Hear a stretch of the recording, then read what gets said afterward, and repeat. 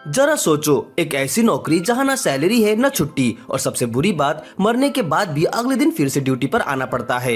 यही इस दुनिया के हीरोज की किस्मत है। ये लोग लड़ाई में चाहे कितनी बार भी मरे, हर बार जिंदा कर दिए जाते हैं और फिर से लड़ने के लिए मजबूर होते हैं। डाडा भी एक ऐसा हीरो है। वो अभी जंगल में जान बचाकर भाग रहा है और उसके पीछे कुछ नाइट्स पड़े हैं। क्यों? क्योंकि डाडा ने उनसे एक कॉफिन चुरा ली है। लेकिन मुश्किल यहीं खत्म नहीं होती। उस इलाके में मॉन्स्टर भी हैं और सच कहे तो ये मॉन्स्टर नाइट्स से कहीं ज्यादा खतरनाक है। नाइट्स एक एक करके मॉन्स्टर का खाना बन रहे हैं और डाडा मौका देकर भागने की कोशिश करता है, लेकिन उसकी टांग छोटी होती है, इसलिए ज्यादा दूर जा नहीं पाता। अभी एक मॉन्स्टर उसे पकड़ लेता है और जमीन पर पटक देता है। डाडा घबरा जाता है और चीखकर मदद मांगता है क्योंकि वो उनका खाना नहीं बनना चाहता। तभी आखिरी पल में आसमान से एक साथ ही जाइलो गिरता है और मॉन्स्टर के सर पर वार करके उसे वहीं पर खत्म कर देता है। डाडा जिंदा बचने के लिए शुक्रगुजार है, लेकिन भागते समय उसके शरीर में गहरी चोट लग चुकी होती है। दर्द इतना ज्यादा है कि वो टूट सा जाता है। वो जाइलो से कहता है, मुझे मार दो, वैसे भी चर्च मुझे बेस पर फिर से जिंदा कर देगी।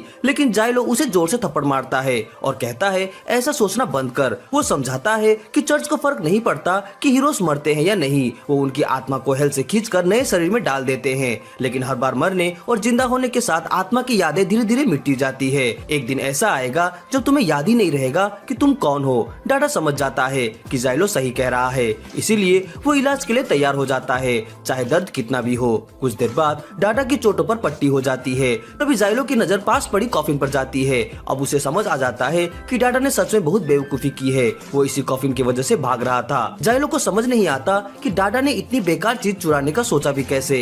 डाडा माफी मांगता है और कहता है, मुझे खुद नहीं पता कि क्यों किया, बस नाइट्स को कॉफिन ले जाते देखा और सोचा ये तो चुरा सकता हूँ, और पता भी नहीं चला कि मैं जंगल में कॉफिन लेकर दौड़ रहा हूँ। जाइलो खुद को मुश्किल से रोक रहा होता है कि डाडा का गला ना काट दे, लेकिन डाडा उसे गुजारिश करता है, छोड़ दे, वर्स्ट केस में हम कॉफिन वापस कर देंगे, सब नॉर्मल हो जाएगा, वैसे भी इससे ज्यादा बुरा और हो ही क्या सकता है। लेकिन जैसे ही दोनों कॉफिन के पास जाकर उसे खोलकर देखते हैं, उन्हें समझ आ जाता है कि मामला अब पहले से कहीं ज्यादा बिगड़ चुका है। कॉफिन चुराना ही कम बुरा नहीं था, उसके अंदर एक लड़की की लाश पड़ी थी और वो लड़की कोई आम लड़की नहीं लग रही थी, वो बहुत ज्यादा इम्पोर्टेंट दिखती है, जिसका मतलब साफ है अब HQ में सच में आग बबूला होने वाला है। डाडा सोचता है शायद वो किसी रॉयल फैमिली से होगी, लेकिन जाइलो एक नजर में समझ जाता है कि ये लड़की इंसान ही नहीं है। वो कहता है ये एक गॉडेस है। डाडा को पहले यकीन नहीं होता।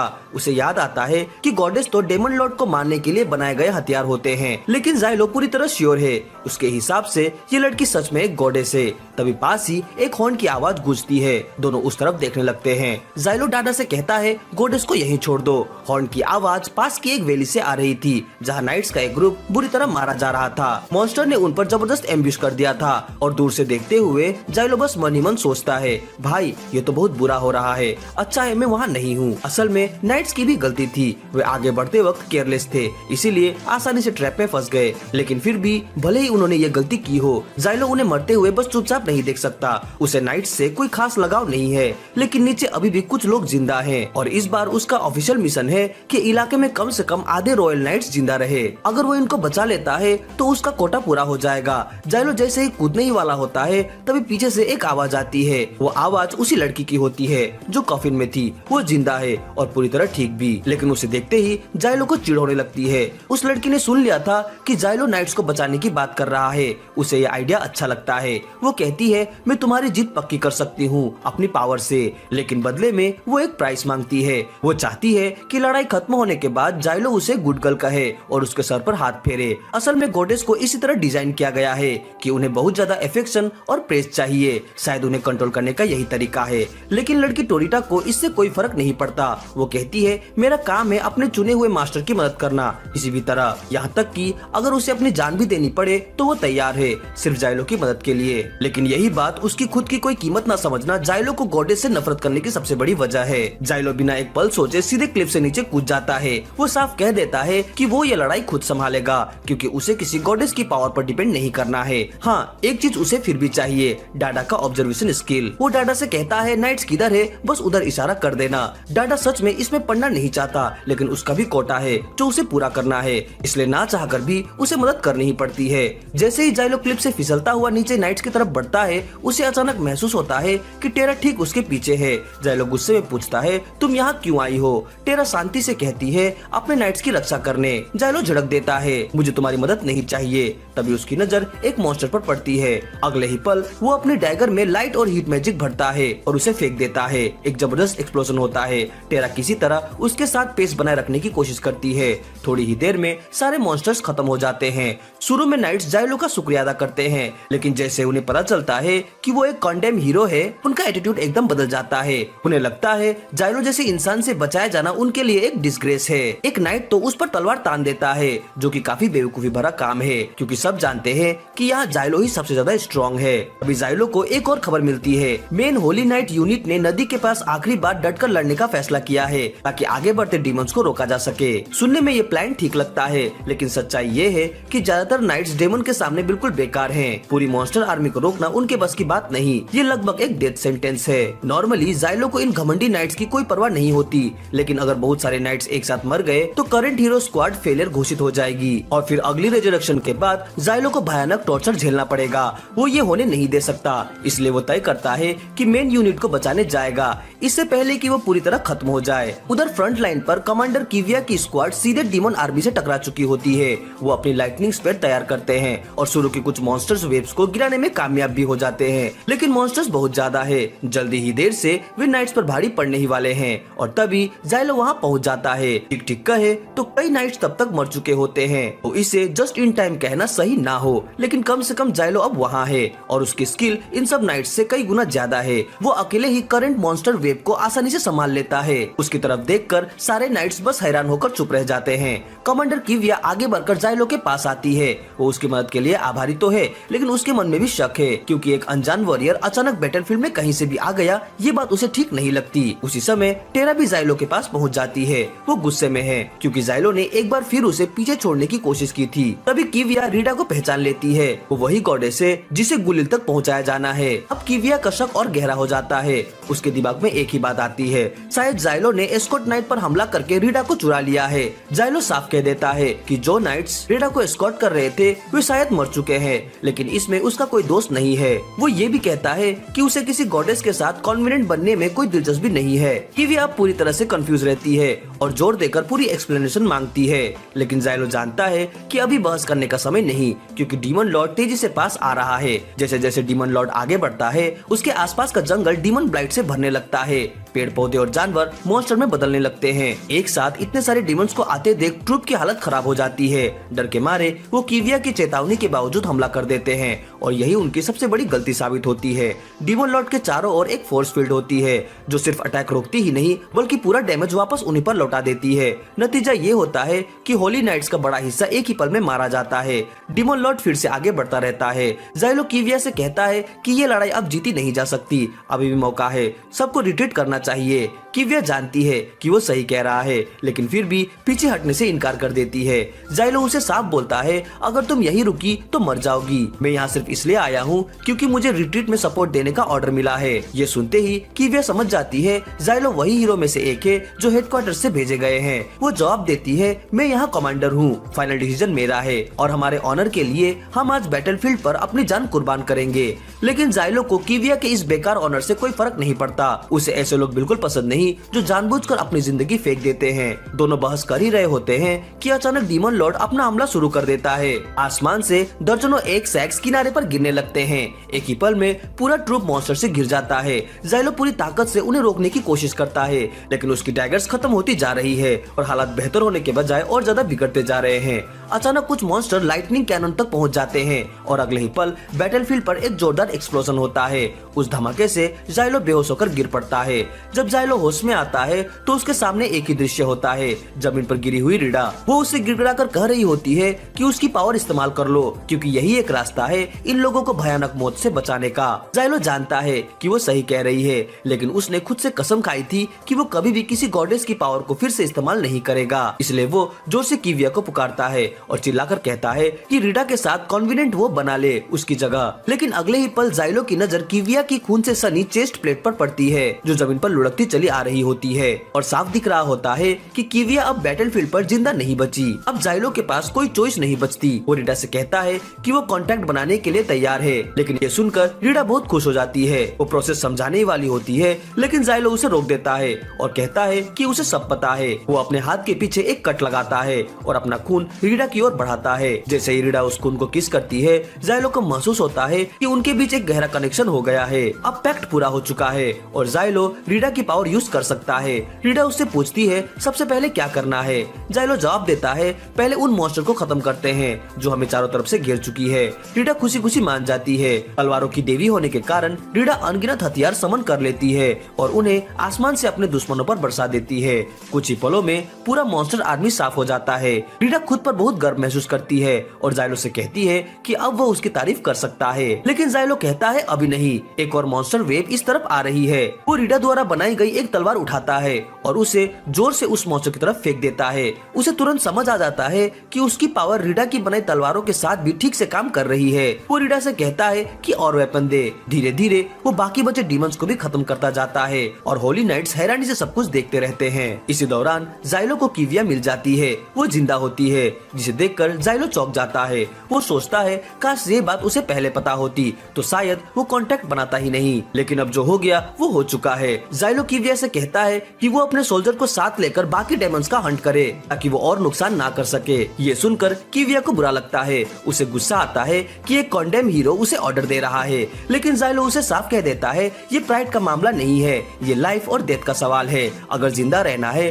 तो ईगो साइड में रखनी ही पड़ेगी। वो कहता है मैं कॉन्डेम हीरो जरूर हूँ, लेकिन मेरा यहाँ मरने का कोई इरादा नहीं है और मैं ये भी नहीं चाहता कि कोई और मरे। इसलिए वो फैसला करता है कि इससे पहले कि और लोग मरे वो खुद डीमन लॉर्ड को खत्म करेगा। जाइलो रीडा को अपने कंधों पर उठा लेता है और डीमन लॉर्ड को मारने की तैयारी करता है। रीडा उसे पूछती है क्या अब मैं अपनी पावर यूज करूँ। जाइलो जवाब देता है अभी नहीं, पहले थोड़ा पास जाना होगा। अभी तुम बस मुझे फेंकने के लिए शॉट देती रहो। जब वो काफी पास पहुँच जाते हैं, जाइलो रीडा से कहता है कि उसके लिए एक जाइंट शॉट बनाए। जैसे ही वो उस तलवार को डीमन लॉर्ड के शरीर में पूरी ताकत से फेंकता है, एक जबरदस्त एक्सप्लोजन होता है तो उसके शरीर में एक बड़ा सा छेद कर देता है, लेकिन फिर भी डीमन लॉर्ड पूरी तरह से नहीं मरता। वो अचानक कई डरावनी ट्रेंडल्स निकालता है और उन पर हमला कर देता है। जाइलो तुरंत रीडा को बचाने के लिए अपना शरीर ढाल बना लेता है। जब जाइलो को होश आता है तो वो देखता है कि रीडा उसके ऊपर खड़ी है और वहीं डाडा भी मौजूद है जो पता नहीं कहाँ गायब था जब जाइलो अपनी जान जोखिम में डाल रहा था। पहले तो जाइलो को गुस्सा आता है, लेकिन फिर उसकी नजर जाती है कि डाडा ने फिर से कुछ चुरा लिया है। डाडा सफाई देता है और कहता है ये बेस कैंप के पास ऐसे ही पड़ा था तो मैंने सोच लिया उठा लूं। और इस बार डाडा की चोरी वाकई काम आ जाती है। वो चीज होती है स्कॉर्च अर्थ सील, यानी एक बेहद ताकतवर बॉम्ब। जाइलो के दिमाग में तुरंत एक प्लान आ जाता है कि इससे डीमन लॉर्ड को हमेशा के लिए खत्म किया जा सकता है। वो बॉम्ब पर टाइमर सेट करता है, हवा में उछालता है और सीधे डीमन लॉर्ड के जख्म के अंदर लात मारकर डाल देता है।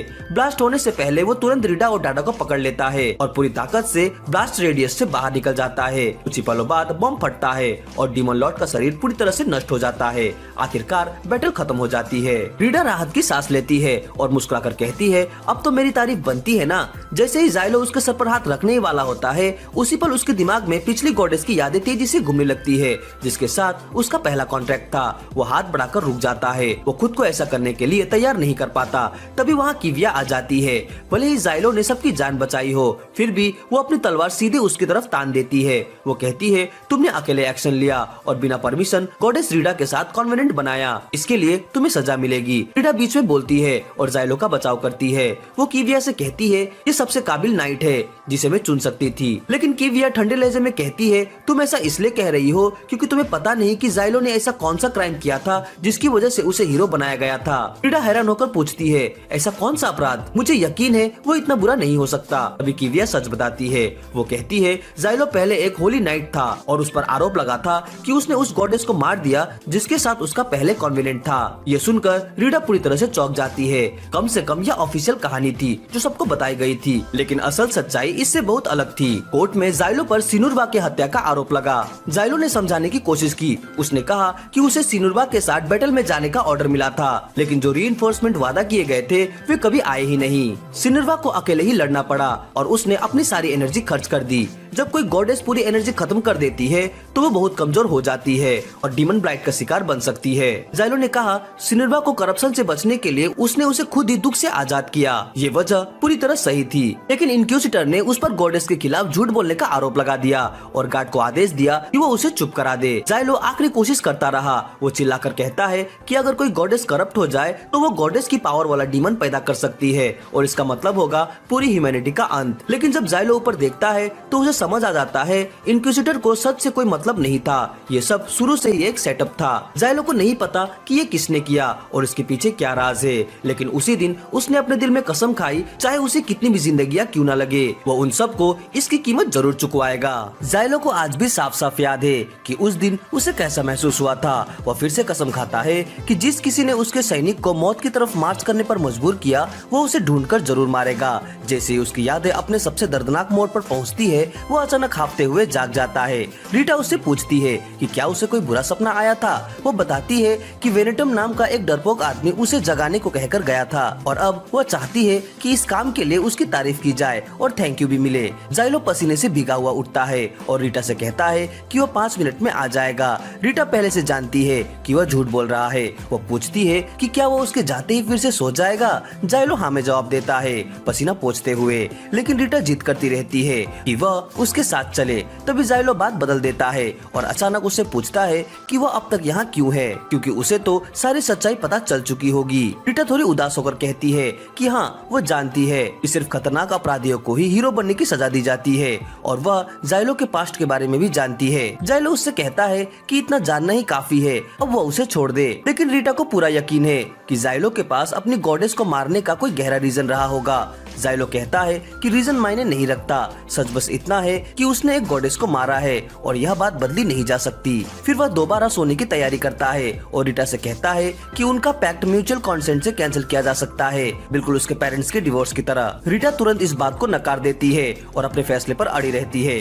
जाइलो को उस पर गुस्सा आता है, लेकिन तभी वेनेडिम टैटू के जरिए उससे संपर्क करता है, जिससे जाइलो और ज्यादा चिढ़ जाता है। जाइलो धमकी देता है कि अगर उसने दोबारा उसकी नींद खराब की तो वह उसे जिंदा नहीं छोड़ेगा। लेकिन वेनेडिम बताता है कि उन्हें एक और मिशन मिली है और अगर वे समय पर तैयार नहीं हुए तो हायर अप्स उन्हें मार देंगे और फिर से रीइंकार्नेट कर देंगे। यह सुनकर जाइलो और इरिटेट हो जाता है, लेकिन रीटा बहुत एक्साइटेड हो जाती है। उसके लिए यह अपने पावर्स को दिखाने का और मौका है। वह जाइलो को खींचकर उठाने लगती है। तभी बाहर से कुछ हंगामा शुरू हो जाता है। जाइलो रीटा से कहता है कि उस पर ज्यादा ध्यान न दे, वह बस हीरो स्क्वाड के कुछ बेवकूफ मेंबर्स हैं। थोड़ी देर बाद पूरी टीम मिशन के लिए निकलती है। रीटा का जरूरत से ज्यादा जोश सबके नर्व पर चढ़ने लगता है क्योंकि बाकी सब काफी बोरिंग एडल्ट्स हैं। दूसरी तरफ किविया को भी एक नया ऑर्डर मिलता है कुछ टनल्स को साफ करने का। वो अपने सुपीरियर से पूछती है कि क्या वे टनल्स भी डीमन ब्लाइट से करप्टेड हैं। वह आदमी हाँ में जवाब देता है। फिर वह दुनिया की हिस्ट्री बताने लगता है। वह कहता है कि पहला डीमन लॉर्ड 20 साल पहले एक सर्पेंट के रूप में प्रकट हुआ था। तब से डीमन ब्लाइट जमीन और पानी दोनों में फैलता जा रहा है। इन 20 सालों में इंसानों ने अपने रहने लायक लगभग आधी जमीन खो दी है और अब उन्हें इस ब्लाइट को और फैलने से हर हाल में रोकना होगा। इसी वजह से उसने पहले ही हीरो स्क्वाड को टनल और जोन में भेज दिया है और वह किविया से कहता है कि वह जल्दी से उनसे मिले। उसी समय हीरो स्क्वाड शाम को थोड़ा आराम कर रही होती है। रीटा पूछती है कि वह छोटा सा चोर डॉट कहाँ है। वेनेडम जवाब देता है कि वह रिपेयर शॉप में है। एक आदमी सख्त लहजे में जाइलो को डांटता है। वह कहता है कि इस बार शायद जाइलो ने ज्यादा जोर से टैप कर दिया। वह आगे कहता है कि एक दूसरे के लॉयल सब्जेक्ट होने के नाते उन्हें एक दूसरे का ज्यादा ध्यान रखना चाहिए। जाइलो बस चुपचाप सिर हिला देता है और उस आदमी को योर मैजेस्टी कहकर बुलाता है। अब रीटा को उस आदमी के बारे में जिज्ञासा होती है। जाइलो उसे बताता है कि वो बड़ा सा आदमी नॉर्गल है, जिसे वह मजाक में डुलू या फाइनल बॉस कहता है। नॉर्गल को लगता है कि वह फेडरेटेड किंगडम का राजा है। उसने उन लोगों का कत्लेआम कर दिया जिन्हें वह अपने खिलाफ बगावत करता हुआ समझ बैठा। इस घटना को टेररिस्ट अटैक माना गया और इसी वजह से उसे हीरो बनने की सजा दी गई। यह सुनकर रीटा डर जाती है कि उनके बीच एक सर्टिफाइड टेररिस्ट भी है।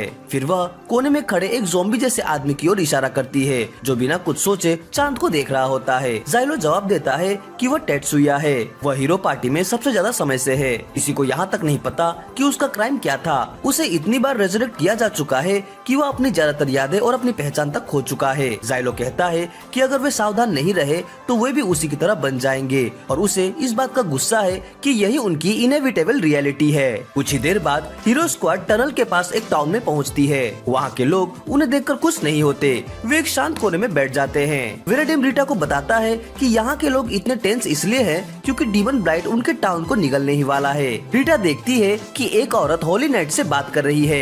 वेनेडिम कहता है कि नॉर्मली इस जगह से अब तक सबको इवैक्यूएट कर देना चाहिए था, इतने लोगों का अब यहाँ होना काफी सस्पिशियस है। दूसरी तरफ जाइलो एक ब्लैक स्मिथ शॉप में जाता है ताकि टनल साफ करने के लिए डिगिंग टूल्स मांग सके। दुकान संभालने वाली औरत रोने लगती है। वो कहती है कि अब इसका कोई फायदा नहीं और पूछती है कि वे पहले यहाँ क्यों नहीं आए। तभी एक छोटी सी लड़की जाइलो के पास आती है और उसे टनल की दिशा दिखाती है। जाइलो उसका धन्यवाद करता है और आगे बढ़ने लगता है, लेकिन तभी लड़की पूछती है क्या आज मेरे पापा घर लौट आएंगे। उसके शब्द जाइलो को रोक देते हैं। लड़की रोती हुई कहती है कि आज उसका बर्थडे है और उसके पापा ने वादा किया था कि वह आज जरूर आएंगे। जाइलो चुपचाप वहाँ से चला जाता है। वह उस लड़की को यह बताने की हिम्मत नहीं कर पाता कि उसके पापा भी उसके पापा जैसे ही हैं, जो कभी घर नहीं लौटते। थोड़ी देर बाद जाइलो अपने स्क्वाड को उन टनल की तरफ ले जाता है जो कभी एक संपन्न आयरन माइन हुआ करती थी, लेकिन अब डीमन ब्लाइट से करप्ट हो चुकी है। रीता बहुत सी बातों को लेकर क्यूरियस होती है। उसका पहला सवाल होता है सेक्रेट सील क्या होते हैं। जाइलो बताता है टेम्पल के लोग कहते हैं कि सेक्रेट सील देवताओं द्वारा दिया गया ज्ञान है। वेनेडिम कहता है कि सेक्रेट सील नॉर्गल की स्पेशलिटी है। वह इतना बड़ा जीनियस है कि कॉम्प्लेक्स फॉर्मूलाज पूरी नर्ड की टीम से ज्यादा तेज सॉल्व कर सकता है। नॉर्गल समझाता है कि सेक्रेट सील सूरज की रोशनी से पावर लेते हैं और यूजर की लाइफ फोर्स और व्हील पावर से एक्टिवेट होते हैं। वह डेमो के तौर पर सेक्रेट सील से एक लालटेन जला देता है। यह देखकर रीटा पूरी तरह से इम्प्रेस्ड हो जाती है। इसी बीच वेनेडिम मिशन के बारे में सोचने लगता है। उनके पास जो इंटेल है उसके मुताबिक करीब एक महीने पहले माइनर अचानक मॉन्स्टर में बदल गए थे। यह हेलोवीन की वजह से नहीं था बल्कि डीमन ब्लाइट की करप्शन के कारण हुआ था। वे बिना किसी फर्क के लोगों पर हमला करने लगे थे। टेम्पल को शक है कि यह सब 51वां डीमन लॉर्ड नियंत्रित कर रहा है। उनका मिशन है होली नाइट्स के लिए एक रास्ता साफ करना ताकि वे अपनी हैवी इन्फेंट्री के साथ डीमन लॉर्ड को खत्म कर सके। जैसे वे टनल एंट्रेंस पर पहुंचते हैं, जाइलो वेनेडिम को कहता है कि कमांडर होने के नाते उसे टाउन में ही रुककर होली नाइट्स के साथ कोऑर्डिनेशन करना चाहिए। यह सुनते ही वेनेडिम बहुत खुश हो जाता है क्योंकि अब उसे टनल में मेहनत नहीं करनी पड़ेगी। वो जल्दी से भाग जाता है और जाते जाते जाइलो से कहता है बेस्ट ऑफ लक। इसके बाद जाइलो और बाकी लोग टनल खोदना शुरू करते हैं ताकि रास्ता साफ किया जा सके। रीटा उसकी मदद करने की पेशकश करती है, लेकिन जाइलो उसे बैठने को कहता है। वह बोलता है कि वह किसी गॉडेस की स्टेमिना इतने छोटे काम में वेस्ट नहीं कर सकता। तभी वहाँ किविया पहुँचती है। वह आते ही जाइलो पर थोड़ा ताना मारती है और रीटा से पूछती है कि क्या वह होली नाइट के साथ आराम से बैठना चाहेगी। रीटा मना कर देती है क्योंकि वह जाइलो को काम करते देखना चाहती है। किविया कुछ और कहने ही वाली होती है कि तभी नॉर्गल उठ खड़ा होता है और ऐलान करता है एक राजा होने के नाते यह मेरा फर्ज है कि मेरे सब्जेक्ट की विशेष पूरी हो। किविया यह सुनकर पूरी तरह हैरान हो जाती है। वह जाइलो से पूछती है कि क्या यह आदमी इतनी बार रिजरेक्ट होने की वजह से पागल हो गया है। जाइलो जवाब देता है नहीं, यह पहले से ही ऐसा है। किविया इस बात को छोड़ देती है और फिर जाइलो से पूछती है कि उसने यह क्यों नहीं बताया कि गॉडेस को चुराने वाला असल में डॉट था। जाइलो कहता है कि कोई उस पर भरोसा नहीं करता। किविया उसे आदेश देती है कि जब भी वे साथ काम करे तो वह उससे हर बात साफ साफ बताए। जाइलो हामी भरता है, लेकिन फिर कहता है कि इस बार जो मिशन उन्हें दिया गया है वो पूरा का पूरा बकवास है। वह समझाता है कि नॉर्मली ऐसे करप्टेड माइंड खासकर इतनी ठंडी में सील करके छोड़ दी जाती है, लेकिन अगर टेम्पल ने उन्हें इसे खोलने भेजा है तो जरूर कोई स्पेशल रीजन होगा। जाइलो को शक होता है कि टेम्पल वाले कुछ गड़बड़ कर रहे हैं और शायद रीटा को एक वेपन की तरह इस्तेमाल करना चाहते हैं। कि वे उसे डांटती हुई कहती है कि वह बेवजह कॉन्स्पिरेसी थ्योरी बनाना बंद करे और अपने काम पर ध्यान दे, लेकिन यह बात जाइलो को और भी ज्यादा स्पीशियस लगती है। कुछ देर बाद जाइलो आखिरकार ब्लॉकेज हटा देता है। तुरंत ही कई मॉन्स्टर उन पर टूट पड़ते हैं। जाइलो सबको पीछे हटने का आदेश देता है, लेकिन ज़ॉम्बी जैसा आदमी आगे दौड़ जाता है। वो अपनी बैटल एक्स से मॉन्स्टर का सर काटना शुरू कर देता है और भी मॉन्स्टर जमीन से निकल आते हैं। जाइलो उन पर अपने एक्सप्लोसिव डैगर चलाता है, लेकिन उसे डर लगता है कि इससे माइंड को ज्यादा नुकसान होगा, इसीलिए वो मॉन्स्टर एक्सटर्मिनेशन पूरी तरह टाटसुया पर छोड़ देता है। टात्सुया अकेले ही पागलों की तरह मॉन्स्टर को काटता है बिना किसी हेल्प के। इससे बाकी लोग माइन के अंदर जा पाते हैं। वहाँ वे देखते हैं कि करप्शन धीरे धीरे एग्जिट की तरफ फैल रही है। ज़ाइलो कहता है ब्राइट को रोकने के लिए यहाँ बैरियर लगाना जरूरी है। यह सुनकर रीटा खुश हो जाती है क्योंकि अब वह भी कुछ कंट्रीब्यूट कर सकती है। ज़ाइलो उसे मदद करने देता है और सिखाता है कि जमीन में बड़े बड़े नेल्स कैसे ठोके जाते हैं। रीटा उससे उसके अगले काम के बारे में पूछती है। ज़ाइलो बताता है कि होली नाइट्स के लिए सप्लाई चेस्ट लगानी है। तभी अचानक एक जोरदार आवाज आती है। ज़ाइलो पीछे मुड़कर देखता है और एक चमकती हुई सप्लाई चेस्ट पाता है। नॉर्गल गर्व से बताता है कि उसके चारों तरफ लगे ट्रैप्स उसकी सबसे बेहतरीन क्रिएशन है। वह चेस्ट के पास एक पत्थर फेंकता है और अचानक ढेर सारे ट्रैप्स एक्टिवेट हो जाते हैं। ज़ाइलो यह देखकर इम्प्रेस हो जाता है और पूछता है तो नाइट्स अपने सप्लाईज कैसे निकालेंगे। नॉर्गल गर्व से कहता है इन ट्रैप को कोई डिसेबल नहीं कर सकता। अगर उनके पास की नहीं हुई तो सारे नाइट्स मर जाएंगे। यह सुनते ही ज़ाइलो उस पागल इन्वेंटर से की छीन लेता है और उसे सारे ट्रैप्स तुरंत बंद करने का आदेश देता है। नॉर्गल गुस्से में ज़ाइलो से कहता है कि राजा पर हाथ उठाना देशद्रोह है और इसके लिए मैं तुम्हें सजा दिला सकता हूँ। लेकिन थोड़ी ही देर में मामला शांत हो जाता है। सभी हीरोज लंच ब्रेक लेते हैं। इस दौरान रीटा ज़ाइलो से तारीफ पाने के लिए उसके लिए राइस बॉल्स बनाती है और उससे पूछती है कि मिशन ठीक चल रहा है या नहीं। ज़ाइलो कहता है हाँ सब ठीक लग रहा है और वे शायद डेमन लॉर्ड के काफी करीब पहुँच चुके हैं। यह सुनकर रीटा सुझाव देती है कि क्यों न दोनों मिलकर डीमन लॉर्ड को हरा दे, लेकिन ज़ाइलो तुरंत मना कर देता है। वह कहता है कि यह बहुत बड़ा झंझट वाला काम है और उन्हें ऐसा करने का कोई ऑर्डर नहीं मिला। रीटा फिर भी डीमन लॉर्ड को हराने की ग्लोरी चाहती है। ज़ाइलो उसे कहता है कि अगर उसे इतना शौक है तो होली नाइट में शामिल हो जाए। यह सुनकर बेचारी गॉडेस को गुस्सा आ जाता है। वह कहती है अगर ज़ाइलो उसे एक्नॉलेज और प्रेस नहीं करेगा तो वो कभी सेटिस्फाई नहीं हो पाएगी। तभी अचानक होली नाइट से संकट का सिग्नल आता है। वे मॉन्स्टर्स के अटैक में फंस गए हैं। सभी तुरंत उनकी मदद के लिए दौड़ते हैं। होली नाइट पर हमला करने वाले असल में वे माइनर्स हैं जो डीमन ब्लाइट की वजह से मॉन्स्टर बन चुके हैं। हीविया अपनी लाइटनिंग स्पेयर से मॉन्स्टर को गिराते हुए किसी तरह लड़ाई संभाले हुए हैं। जब ज़ाइलो और बाकी लोग वहां पहुंचते हैं तो हालात बहुत बुरे होते हैं। कई होली नाइट्स पहले ही मारे जा चुके होते हैं। अब किविया भी डिसएडवांटेज में है। ज़ाइलो उसे कहता है कि वह ऑर्डर दे, वे कैसे मदद करे। किविया कहती है कि मॉन्स्टर्स को फ्लैंक किया जाए ताकि होली नाइट सीधा हमला कर सके। यह सुनते ही ज़ॉम्बी जैसा टात्सुया सीधे आगे बढ़ता है और मॉन्स्टर को काटना शुरू कर देता है। ज़ाइलो भी एक्शन के लिए तैयार होता है, लेकिन तभी रीटा हिचकिचा जाती है। उसे एहसास होता है कि ये मॉन्स्टर्स पहले इंसान थे और उनके परिवार अब भी उनका इंतजार कर रहे होंगे। ज़ाइलो उसे समझाता है कि वे कभी नॉर्मल नहीं हो सकते। अब उनके लिए सबसे दया का काम यही है कि उनका दर्द खत्म किया जाए। यह कहते हुए वो अपने एक्सप्लोडिंग नाइफ्स मॉन्स्टर की तरफ फेंक देता है। एक साथ कई सारे मॉन्स्टर गिर जाते हैं। किविया इसी मौके पर पूरा जोर लगाकर हमला करती है और इस तरह लड़ाई जल्दी ही खत्म हो जाती है। चारों तरफ मॉन्स्टर्स की लाशें पड़ी होती है। तभी ज़ाइलो को पता चलता है कि माइंस में अब भी कुछ लोग जिंदा हैं। किविया बताती है हाँ सर्वाइवर्स हैं, लेकिन वे किसी और हिस्से में फंसे हुए हैं। नॉर्गल उन्हें अपने देश के मेहनती नागरिक बताकर उन्हें बचाने का आदेश देता है, लेकिन किविया को यह आइडिया सही नहीं लगता। वह कहती है कि यह मिशन का हिस्सा नहीं है। फिर वह ज़ाइलो से पूछती है कि अगर रेस्क्यू किया गया तो कितनी कैजुअलिटीज होंगी। ज़ाइलो समझ जाता है कि किविया का एटीट्यूड भले ही सख्त हो, लेकिन दिल से वह लोगों की मदद करना चाहती है। वह उसे साफ साफ बताता है कि इतने टंग टनल्स में रेस्क्यू करने की कोशिश की तो बहुत से लोग मारे जाएंगे। अभी वहाँ एक प्रीस्ट आता है और किविया से पूछता है कि क्या उसे किसी हीरो से एडवाइस लेने की जरूरत है। वह कहता है उनका ऑर्डर साफ है, काम पूरा होते ही पूरा इलाका उड़ा दिया जाएगा ताकि ब्लाइट खत्म हो जाए। माइंस में फंसे आम लोग उनकी चिंता नहीं है। यह सुनकर नॉर्गल गुस्से से प्रीस्ट पर झपट पड़ता है, लेकिन नाइट्स उसे रोक लेते हैं। प्रीस्ट हंसते हुए कहता है कि लेजेंडरी सेज का शिष्य अब एक पागल बन चुका है। ज़ाइलो भी उसे धमकाता है कि अगर वह चुप नहीं हुआ तो उसकी गर्दन का सील उसे मार देगा। ज़ाइलो मानता है कि सर्वाइवर को बचाना बहुत बड़ा झंझट है, लेकिन तभी वह देखता है कि रीटा उसे उसी तरह देख रही है जैसे पहले वह छोटी लड़की देख रही थी। उसी पल उसके अंदर कुछ टूट जाता है। वह ऐलान करता है कि वह खुद माइनर्स को बचाने जाएगा और अगर वह मर गया तो उसकी लाश टनल में ही रहने दी जाए। यह सुनकर रीटा को उस पर गर्व होता है और वह साथ जाने को तैयार हो जाती है, लेकिन ज़ाइलो होली नाइट्स को आदेश देता है कि वे रीटा को अपने पास रखे। वह किसी गॉडेस को मलबे में दबने नहीं दे सकता।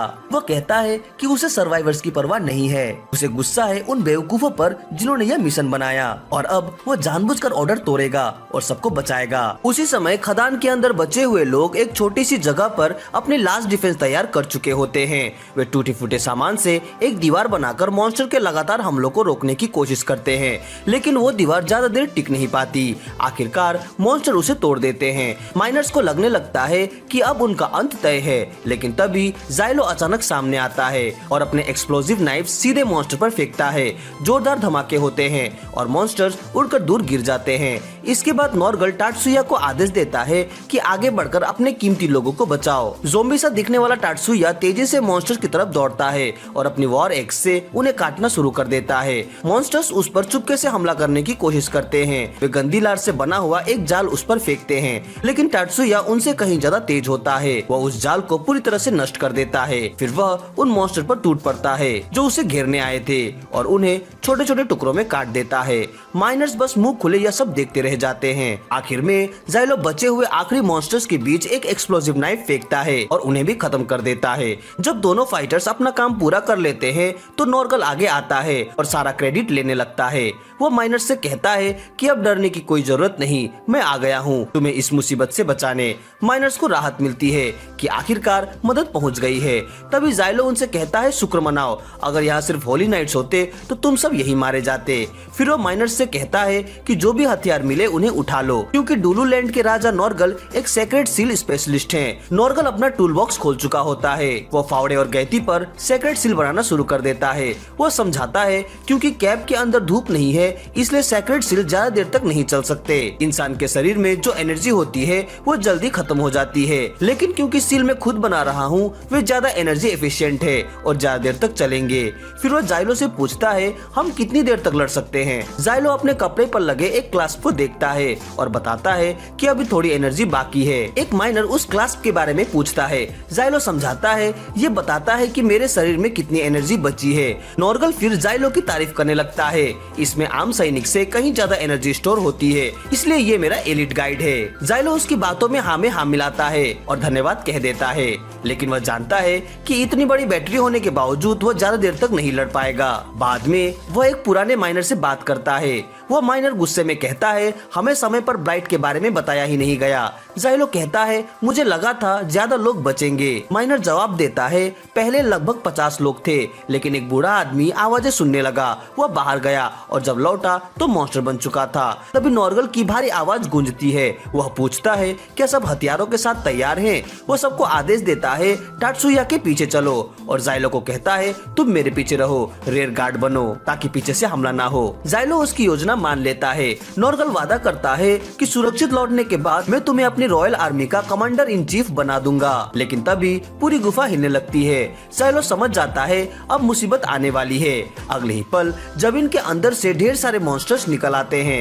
माइनर्स घबरा जाते हैं। जाइलो उन्हें चिल्लाकर कहता है खड़े हो जाओ और लड़ो, लेकिन माइनर्स के पास इतने मॉन्स्टर्स का सामना करने की हिम्मत नहीं बची होती। जाइलो को एहसास हो जाता है कि सिविलियंस को बचाते बचाते वे सच में यहाँ मर भी सकते हैं और नॉर्गल इसके लिए पूरी तरह से तैयार होता है। वह आदेश देता है सबसे पहले जाइलो मरेगा, फिर मैं मरूंगा और सबसे आखिर में ज़ॉम्बी गाय मरेगा, ताकि सिविलियंस हर हाल में सुरक्षित रहे। खुशकिस्मती से हालात वहाँ तक नहीं पहुँचते। माइनर की मदद से जाइलो और बाकी लोग सारे मॉन्स्टर को हरा देते हैं, लेकिन अब माइनर्स पूरी तरह से थक चुके होते हैं, डरे हुए होते हैं और खड़े होने की भी ताकत नहीं बची होती। जाइलो उन्हें आर्मी इंस्ट्रक्टर की तरह डांट कर संभालने की कोशिश करता है, लेकिन नॉर्गल में वाकई राजा बनने के लायक लीडरशिप होती है। वो माइनर से कहता है तुम सब बहादुर आदमी हो, तुमने इस किंगडम की तरक्की के लिए कड़ी मेहनत की है, सिर्फ मॉन्स्टर तुम्हें नहीं डरा सकते। वो आगे कहता है तुम जैसे मेहनती लोग शांत और सुरक्षित जिंदगी के हकदार हैं। वह ऐलान करता है कोई भी पीछे नहीं छोड़ा जाएगा। उसके शब्द माइनर्स को हौसला देते हैं। वे पूरी ताकत से लड़ने को तैयार हो जाते हैं, भले ही उन्हें पता है कि उन्हें बचाने वाले हीरोज दुनिया के सबसे बड़े अपराधी हैं। लेकिन तभी मॉन्स्टर की एक और वेव उन पर हमला कर देती है। जाइलो सबको चिल्लाकर कहता है जगह पर डटे रहो। मॉन्स्टर्स को पास आते देख माइनर्स घबरा जाते हैं, लेकिन उनमें से एक हिम्मत करके लड़ने की कोशिश करता है। तभी उसे पता चलता है कि उनके औजार सेक्रेट सील की वजह से मॉन्स्टर को आसानी से काट पा रहे हैं। बाकी माइनर्स भी ये देखकर पूरी ताकत से लड़ने लगते हैं, लेकिन तभी फोरमैन को एक मॉन्स्टर जमीन पर गिरा देता है। मॉन्स्टर उस पर झपटने ही वाला होता है कि अचानक एंट्रेंस से तलवारों की बारिश होने लगती है। पल भर में सारे मॉन्स्टर्स खत्म हो जाते हैं। उनके पीछे रीटा खड़ी होती है, हांफती हुई, पसीने में डूबी हुई। वह कहती है थोड़ी देर हो गई, लेकिन अब मैं यहाँ हूँ तो हम जरूर बचेंगे। जाइलो खुश नहीं होता क्योंकि रीटा ने उसके आदेशों को नजरअंदाज कर दिया और इस खतरनाक जगह पर आई। लेकिन रीटा गर्व से माइनस से कहती है, मेरी तारीफ करो, मैंने तुम्हारी जान बचाई है। सबसे पहले नॉर्गल उसे धन्यवाद देता है, फिर वह सबको कहता है तलवार उठाओ, मैं उन पर सेक्रेट सील बनाऊंगा और एक बैरियर तैयार करूंगा जिसे मॉन्स्टर्स पार नहीं कर पाएंगे। इसके बाद जाइलो रीटा से पूछता है, तुम यहाँ क्यों आई हो? होली नाइट्स को तुम्हारी रक्षा करनी थी। रीटा गर्व से कहती है, मैं उनसे चुपचाप निकल आई। फिर वह कहती है, अब मेरी तारीफ करो, मैंने सबसे जरूरी वक्त पर सबको बचाया। जाइलो मना कर देता है और चुपचाप तलवारें उठाने लगता है। रीटा पूछती है, क्या इसलिए तारीफ नहीं कर रहे क्योंकि मैं देर से आई? वह कहती है, मुझे पीछे छोड़ना तुम्हारी गलती थी। जाइलो साफ शब्दों में कहता है, मुझे तुम्हें इस्तेमाल करने का कोई इरादा नहीं है।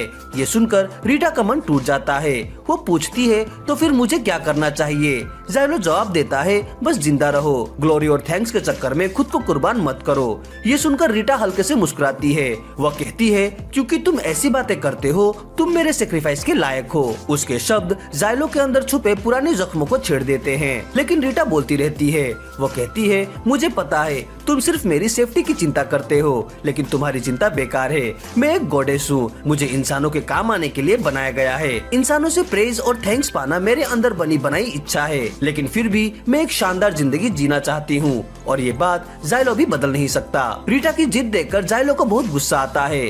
तभी अचानक जमीन फिर से कांपने लगती है। जाइलो जोर से आदेश देता है, सब लोग बैरियर के अंदर आ जाओ, इस तरह मॉन्स्टर नीचे से हमला नहीं कर पाएंगे। वो रीटा से भी कहता है कि वो पीछे रहे, लेकिन रीटा जवाब देती है, अगर तुम मुझे खुद को सेक्रीफाइस करने से रोकना चाहते हो तो मुझे बचाने के लिए पूरी कोशिश करो। जाइलो समझ जाता है कि इस गॉडेस से बहस जीतना नामुमकिन है, इसलिए वो अपना सारा गुस्सा मॉन्स्टर पर निकालने का फैसला करता है। वो अपने सील पावर लगी हुई तलवारें मॉन्स्टर की तरफ फेंकने लगता है। तलवारें लगते ही मॉन्स्टर कटने लगते हैं और जोरदार धमाके के साथ फट जाते हैं। लेकिन तभी अचानक एक बहुत तेज कान फाड़ देने वाली आवाज गूंजती है। उस हाई पिच आवाज से सब लोग घुटने के बल गिर जाते हैं। जाइलो अब तलवार ठीक से पकड़ भी नहीं पाता। माइनस जमीन पर गिरकर दर्द से तड़पने लगते हैं, लेकिन टाटसुया अब भी अपने खतरनाक मोड में होता है, जैसे उस आवाज का उस पर कोई असर ही नहीं हुआ हो। और इस चीख से जो बिल्कुल भी प्रभावित नहीं होती, वो सिर्फ रीटा होती है। रीटा अपनी शक्ति से जाइलो को उस अल्ट्रासोनिक स्क्रीम के असर से बचा लेती है। वह उसे बताती है, इस चीख की सोर्स और कोई नहीं बल्कि डीमन लॉर्ड है। अभी जमीन से भयानक टेंटिकल्स निकलते हैं और आपस में जुड़कर एक विशाल पेड़ का रूप ले लेते हैं। उस पेड़ के सामने एक प्लांट मॉमी प्रकट होती है और रीटा साफ सुनती है कि वह इंसान की तरह बोल रही है। इस हालत में नॉर्गल मुश्किल से होश में रहता है, फिर भी वह डीमन लॉर्ड को कोसता है, मेरे मेहनती लोगों को मुझसे छीनने की हिम्मत कैसे की। इस बीच जाइलो रीटा से कहता है, प्रोटेक्टिव सर्कल से बाहर जाना बहुत खतरनाक है, हमें यहीं से टाटसुया को सपोर्ट करना चाहिए क्योंकि वह सोनिक अटैक से प्रभावित नहीं हो रहा और अकेले ही डीमन लॉर्ड से लड़ रहा है। जाइलो रीटा से कहता है, मेरे लिए जितनी हो सके उतनी तलवारें बनाओ। रीटा खुशी खुशी मान जाती है। वह एक साथ दर्जनों तलवारें समन करती है। जाइलो उन्हें डीमन लॉर्ड की टेंटिकल्स पर फेंकता है, जो जोरदार धमाकों के साथ रास्ता बनाती जाती है सीधा डीमन लॉर्ड के बॉडी की तरफ। टाटसुया बिना रुके आगे बढ़ता रहता है। उसका एक ही मकसद है, डीमन लॉर्ड का नाश। लेकिन तभी प्लांट मॉमी समझ जाती है और एक और जबरदस्त चीख छोड़ती है, और उस चीख का टाटसुया पर कोई असर नहीं होता क्योंकि वह सोचने समझने की हालत कब का खो चुका है।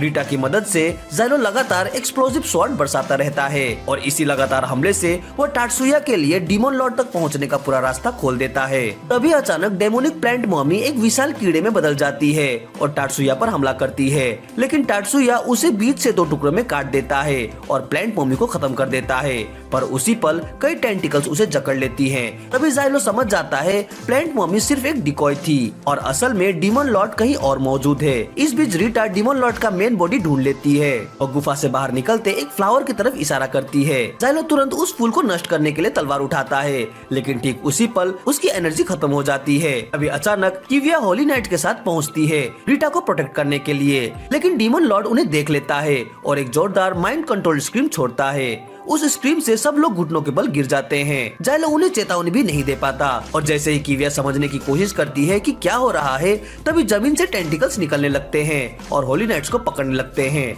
जाइलो समझ जाता है कि अब सिर्फ एक ही रास्ता बचा है। वह प्रोटेक्टिव सर्कल से बाहर दौड़ता है और नॉर्मल तलवार से डीमन लॉर्ड की टेंटिकल्स काटने लगता है, लेकिन वह सब कुछ अकेले नहीं संभाल पाता।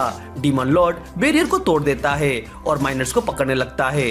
जाइलो उन्हें बचाने के लिए दौड़ता है, लेकिन अब नॉर्गल के प्रोटेक्ट करने का समय आ गया है। वह ब्रूट फोर्स से टेंटिकल से खुद को आजाद करता है, फिर अपने लालटेन को एक फ्लेम थ्रोवर में बदल देता है और एक जोरदार नीली आग सीधे डीमन लॉर्ड के कोर पर दाग देता है। इस हमले से डीमन लॉर्ड को भारी डैमेज होता है और वह माइनर्स को छोड़ देता है। जाइलो चिल्लाकर नॉर्गल से कहता है अब उसे पूरी तरह से जला दो, लेकिन जैसे ही नॉर्गल फिर से फ्लेम थ्रोवर एक्टिवेट करता है, डीमन लॉर्ड उसके पैरों को पकड़ लेता है और उसे हवा में उठा लेता है। यह देखकर जाइलो घबरा जाता है और लालटेन पकड़ने के लिए दौड़ता है, लेकिन डीमन लॉर्ड भी लालटेन को पकड़ने की कोशिश करता है। उसी समय टात्सुया क्लच में आता है। वह ओवरड्राइव मोड में जाकर डीमन लॉर्ड के मेन बॉडी को खींचकर दूर ले जाता है। अब होली नाइट्स भी फिर से हिलने डुलने लगते हैं। वे जाइलो से कहते हैं हम रीटा और सिविलियंस को प्रोटेक्ट करेंगे। रीटा लालटेन जाइलो की तरफ फेंकती है और कहती है आप खत्म करो। जाइलो निशाना साधता है, लेकिन डीमन लॉर्ड उसके सामने आ जाता है, उसकी विजन ब्लॉक कर देता है और मूवमेंट भी रोक देता है।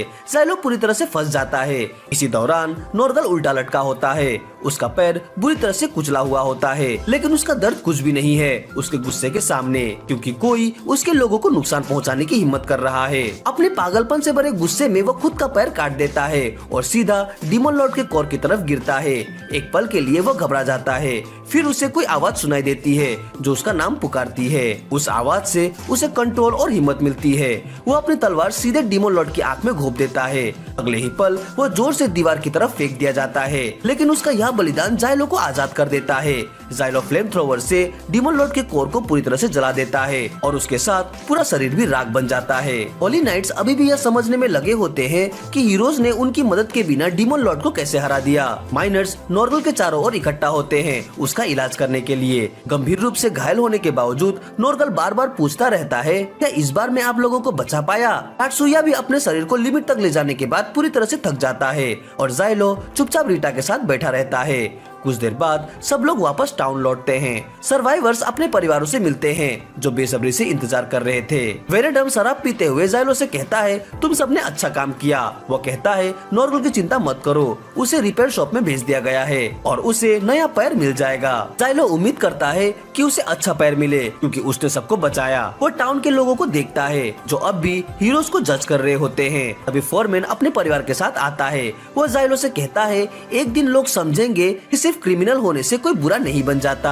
वह हीरोज को धन्यवाद देता है कि उन्होंने उसे बचाया और उसकी बेटी के बर्थडे से पहले घर लौटने दिया। वह बेटी वही लड़की होती है जो पहले जाइलो से मिली थी। वो शर्माते हुए जाइलो को फूल देती है धन्यवाद कहने के लिए। जाइलो पूरी तरह से हैरान रह जाता है, लेकिन कुछ कहने से पहले रीटा बीच में कूद पड़ती है। डीमन लॉर्ड को मेरी मदद के बिना जाइलो हरा नहीं सकता था, तो फूल मुझे मिलने चाहिए। जाइलो रीटा को डांटता है बच्चों से ऐसी मांग मत करो। फिर वह फूल ले लेता है और लड़की से कहता है फूल बहुत सुंदर है लेकिन मुझ पर अच्छे नहीं लगते। वह फूल रीटा को दे देता है और आखिरकार रीटा की नाराजगी खत्म हो जाती है कि उसे बच्ची कहा गया था। अब जब उनकी मिशन आखिरकार खत्म हो जाती है तो पूरी टीम वापस अपने बेस की ओर निकलती है जो इस बार मुरिड फोर्ट्रेस है। रास्ते में रीटा नोटिस करती है कि आज शहर में काफी ज्यादा लोग हैं। विनेटम बताता है कि इस समय शहर में फेस्टिवल चल रहा है, इसलिए आसपास के इलाकों से लोग यहाँ आए हुए हैं। इसी बीच विनेटम जाइलो से बोलता है कि वह बहुत थक चुका है, क्या थोड़ी देर ब्रेक ले सकते हैं। थोड़ी देर बाद सब लोग फोर्ट्रेस पहुँच जाते हैं और हर कोई अपने अपने तरीके से आराम करने चला जाता है। हम देखते हैं कि विनेटम और डाडा एक गली में बैठे हैं। डाडा किसी दुकान से चुराई हुई वाइन पी रहा होता है और हर घुट का मजा ले रहा है। विनेटम उसे सावधान करता है कि यहाँ के लोग अपने पैसे को लेकर मजाक नहीं करते, अगर चोरी करते पकड़ा गया तो गेम ओवर हो जाएगा। लेकिन डाडा को इससे कोई फर्क नहीं पड़ता क्योंकि यह उन गिनो चुनो मौकों में से एक है जब उन्हें सच में आराम करने का टाइम मिला है। दूसरी तरफ जाइलो अपने साधारण से अपार्टमेंट में बैठकर छुट्टी का दिन किताब पढ़ते हुए बिता रहा होता है, लेकिन उसकी शांति ज्यादा देर नहीं रहती क्योंकि रीटा उसे ढूंढते ढूंढते वहाँ पर पहुँच जाती है। वह जाइलो को एक्सचेंज फेस्टिवल में साथ चलने को कहती है। जाइलो साफ मना कर देता है और कहता है कि वहाँ उसे होली नाइट्स मिल जाएंगे और वे उसे बिल्कुल पसंद नहीं। इस पर रीटा उसे उससे पूछती है अगर फेस्टिवल नहीं तो क्या वो उसके साथ कोई गेम खेल सकता है। वो बताती है कि वेनेटम ने उसे आज एक चेस बोर्ड दिया है और उसके बारे में लंबी चौड़ी हिस्ट्री भी समझाई है। जाइलो हंसते हुए कहता है अगर कहानी वेनेटम ने सुनाई है तो ज्यादातर उसने खुद ही बना ली होगी। ऊपर से वो अभी किताब पढ़ रहा है इसलिए बोर्ड गेम खेलने का मन नहीं है। रीटा थोड़ी हैरान हो जाती है क्योंकि उसे उम्मीद नहीं थी कि जाइलो को रीडिंग इतनी पसंद है। वो और ज्यादा चौंक जाती है जब उसे पता चलता है कि जाइलो पोइट्री की किताब पढ़ रहा है। वो उससे किताब जोर से पढ़ने को कहती है लेकिन जाइलो मना कर देता है। हाँ, वो उसे अपने साथ बैठकर साथ साथ पढ़ने की इजाजत दे देता है। तभी किविया वहाँ आ जाती है। जाइलो सोचता है कि शायद वह अगले मिशन की बात करने आई है लेकिन किविया बताती है कि मिशन तो तय हो चुकी है पर वह इस वजह से नहीं आई। वो जाइलो से किसी जरूरी बात पर चर्चा करना चाहती है और उसे अपने साथ चलने को कहती है। रीटा बीच में बोल पड़ती है और कहती है कि वो भी साथ चलेगी। उसका आइडिया है तीनों फेस्टिवल एंजॉय करते हुए बात कर सकते हैं। किविया के साथ होने से होली नाइट्स भी उन्हें परेशान नहीं करेंगे, यानी विन विन सिचुएशन। तीनों फेस्टिवल की तरफ निकल पड़ते हैं। रीटा तो जैसे खुशी से झूम उठती है। वहाँ बहुत सी चीजें ऐसी होती है जो उसने पहले कभी नहीं देखी। वो एक स्टॉल की तरफ इशारा करके जाइलो से पूछती है कि यह क्या है। जाइलो बताता है यह कैंडी है, लेकिन रीटा ने कैंडी का नाम पहले कभी नहीं सुना क्योंकि जब उसे बनाया गया था उस दौर में कैंडी एग्जिस्ट नहीं करती थी। वहाँ और भी कई नई चीजें होती है जैसे फ्राइड नूडल्स। जाइलो नूडल्स के बारे में जानता है लेकिन एक और चीज देखकर वो कंफ्यूज हो जाता है कि वह आगे बढ़कर बताती है कि यह आइसक्रीम है जो पहले कैपिटल की फेमस फ्रोजन ट्रीट है। इसके ऊपर हनी, नट्स और कैरेमल डाले जाते हैं। रीटा को यह सुनकर बहुत अच्छा लगता है और वह जाइलो से पूछती है कि क्या वह उसे खाने के लिए ले सकती है। रीटा का दिल ना टूटे इसलिए जाइलो आखिरकार मान जाता है और आइसक्रीम खरीदने के लिए तैयार हो जाता है। वो किविया की तरफ मुड़कर पूछता है कि क्या वह भी आइसक्रीम लेना चाहेगी क्योंकि जब इसके बारे में बता ही रही थी तो काफी ज्यादा उत्साहित लग रही थी। लेकिन किविया मना कर देती है और कहती है कि वह अभी इन पर अपने पैसे वेस्ट नहीं करना चाहती। इस पर जाइलो रीटा को कुछ कॉइन दे देता है और कहता है कि 2 आइसक्रीम ले आना। रीटा खुशी खुशी लाइन में लगने के लिए दौड़ जाती है। जब रीटा लाइन में खड़ी होती है तब जाइलो और किविया एक तरफ खड़े होकर इंतजार करते हैं। इसी दौरान किविया जाइलो से कहती है कि हाल के समय में उसके बारे में उसकी राय काफी बेटर हो गई है। उसे लगता था कि जाइलो बस एक क्रिमिनल है लेकिन उसने समुद्र के किनारे उसके सोल्जर्स की जान बचाई थी और फिर उन गाँव वालों के लिए अपनी जान जोखिम में डाली थी जिन्हें मरने के लिए छोड़ दिया जाने वाला था। इसी वजह से उसके लोग जाइलो के बहुत ग्रेटफुल हैं। यह सुनकर जाइलो को अच्छा लगता है कि उसके काम को आखिरकार थोड़ा सा ही सही लेकिन रिकॉग्नाइजेशन मिल रही है। किविया आगे कहती है कि जाइलो के एक्शंस की वजह से शायद रीटा की जान भी बच गई। यह सुनकर जाइलो थोड़ा ऑफ गार्ड हो जाता है, पूछता है कि इसका क्या मतलब था। किविया समझाती है कि टोरिटा को असल में नॉर्दर्न रूइंस में पाया गया था। हमेशा की तरह उसे वापस लाने के लिए 13th ऑर्डर ऑफ नाइट को भेजा गया था लेकिन टोरिटा का इस्तेमाल कैसे किया जाए इस पर मिलिट्री और टेम्पल के बीच में डिसएग्रीमेंट हो गया। टेम्पल चाहता था कि रीटा के साथ एक कॉन्वेनेंट बनाया जाए और होली नाइट के साथ मिलकर लड़ा जाए, लेकिन क्योंकि जाइलो पहले ही एक गॉडेस को मार चुका था